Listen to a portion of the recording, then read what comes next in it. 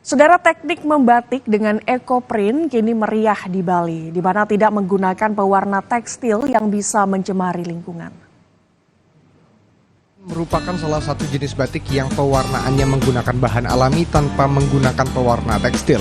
Pewarnaan batik ekoprint ini antara lain hanya menggunakan zat warna daun, akar, atau batang dengan sistem menjiplak. Bahan yang digunakan untuk membuat batik ekoprint yaitu tunjung atau karat, tawas yang dihaluskan, soda kue, kalsium hidroksida, dan cuka makan.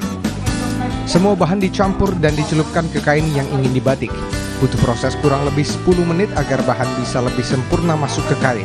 Setelah itu tempel dan letakkan daun, akar, atau batang pohon yang akan menjadi motif lalu digulung dan diikat. Terakhir dikukus dan tunggu hingga warna masuk dan mengering. Ari Budiawan, salah satu penggiat ekoprint di Bali, mengatakan adanya batik ekoprint ini merupakan inovasi demi menghindari pewarna tekstil. Karena pewarnaan sintetis bisa mencemarkan lingkungan.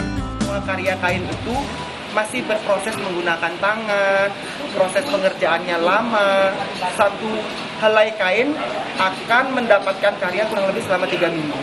Kemudian setelah itu prosesnya menggunakan pewarna alam, di mana kami saat ini juga fokus kepada seluruh rekan-rekan komunitas kami, fokus untuk yang namanya kembali lagi menggunakan pewarna alam. Supaya apa? Supaya yang namanya sungai kita di kemudian hari itu tidak tercemar.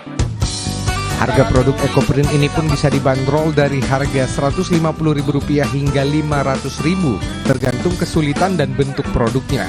Salah satu hotel di kawasan Badung, Bali pun turut memamerkan dan mensosialisasikan batik ramah lingkungan ini. Arisianipar, Kompas TV, Denpasar, Bali.